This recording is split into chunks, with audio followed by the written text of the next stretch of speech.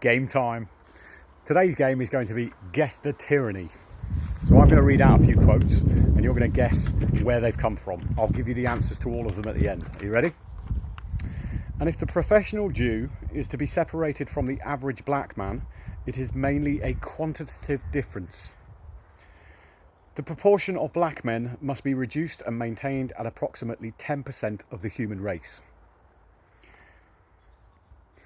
Murder is nothing more or less than a conscious process of intimidation by which all white people keep all black people in a state of fear.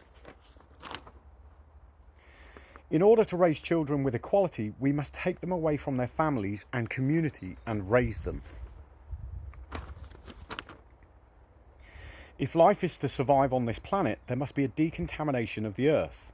I think this will be accompanied by an evolutionary process that will result in a drastic depopulation of the Islamic community. The media treat assaults and beating murder on our demographic as individual aberrations, obscuring the fact that all white violence towards our community is a part of a concerted campaign. I want to see a woman beaten to a bloody pulp with a high heel shoved in her mouth like an apple in the mouth of a pig. To call a woman an animal is to flatter her. She's a machine, a walking vagina. I feel that woman hating is an honourable and viable political act, and that the oppressed have a right to class hatred against the class that are oppressing them. All sex, even consensual sex between a married couple, is an act of violence perpetrated against men. When a man reaches climax with a woman, he is only collaborating with the matriarchal oppressive system. And finally, the nuclear family unit must be destroyed, whatever its ultimate meaning. The breakup of families is now an objectively revolutionary process. That last one, the reason they always go after the families is because you can't have a cultural revolution if you haven't first destroyed the children by separating them and alienating them from the values that their parents hold dear. That's why our teachers are, oh, don't tell your parents about your gender ideology. We'll take care of you. The state has got you. It's called paternal alienation. Anyway, there was 1, 2, 3, 4, 5, 6, 7, 8, 9, 10, 11, 12 quotes there. So, of the different tyrannies, which ones did you get correct? Shall we have a look? Well, it was a trick question. They weren't a load of different tyrannies. These are the leaders of the feminist movement, the Marxist feminist movement. All feminists are Marxists, whether they realise it or not. These individuals here are responsible for the majority of the theoretical standpoint approaches in child protection literature, which is why last year 232 children died in abusive or neglectful situations. The majority were killed by mothers or other female caregivers, as they are every year. It's usually between 3 and 4 times as many children killed every year as women in domestic violence incidents. And please bear in mind that this last year we had an unprecedented report that showed that over 50% of under 30-year-olds are childless because, you can't even say the words traditional family unit in university anymore, in case you're offending anyone. That's known as the dialectic technique. Those subtle little attempts at our children's language teach them saying heterosexual family is a bad thing, so their family is bad. Would you like a red identity? Or would you prefer the heterosexual traditional family unit black identity?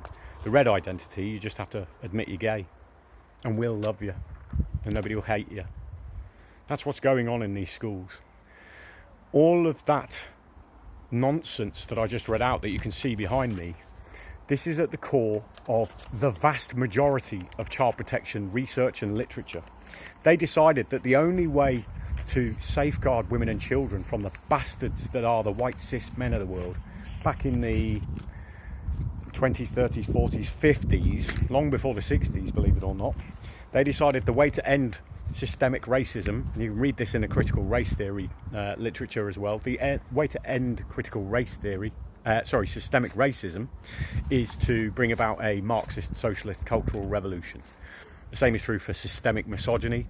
The same is true for domestic violence. There's no point in trying to end domestic violence. You might as well just destroy the patriarchally oppressive capitalist economy and bring about the matriarchal socialist utopian future, because obviously nothing bad happens when women are in charge.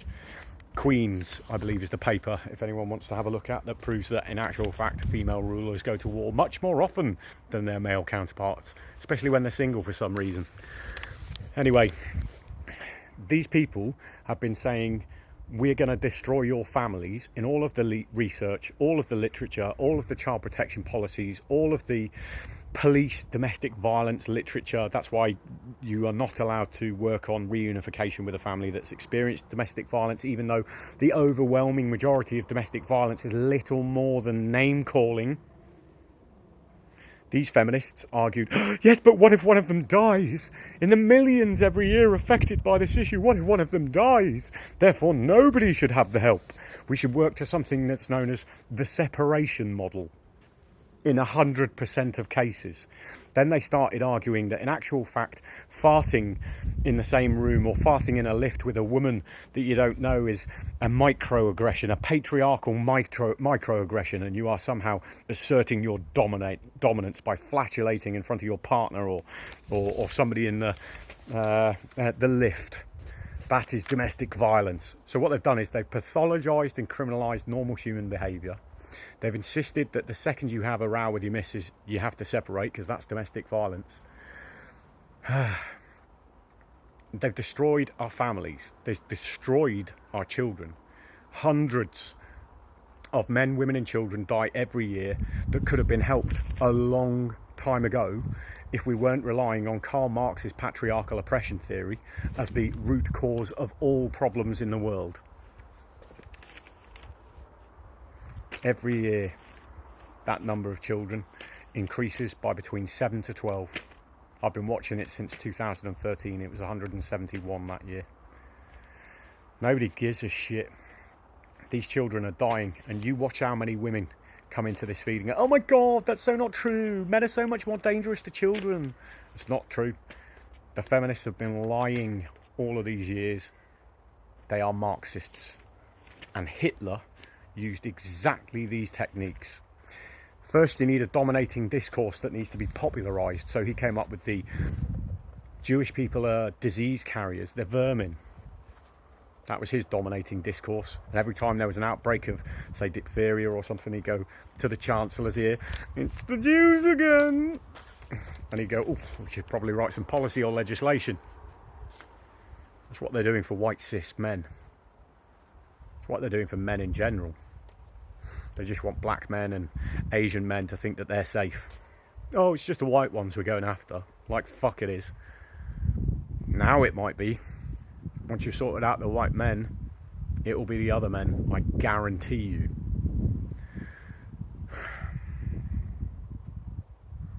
The only way to stop this is for everyone to eventually stand up and go, do you know what? We're not fighting your wars. We're not having those fights between each other anymore. We recognise that women can be as violent as men can. It's just men are better at physical violence, which is why more people get hurt when men are violent. Women can be just as violent and just as vicious, though, can't they? In fact, women can be right bitches to each other, can't they? That is a colloquial phrase. That's also why women tend not to promote other women underneath them. And you'd think they would. Girl power, all of that. But no, it's called Queen Bee syndrome. Much more likely to be promoted if you've got a male boss. Much more likely. Anyway, that's the score. Sorry to tell you. Hope this helps. Hope it doesn't keep you awake at night like it does me.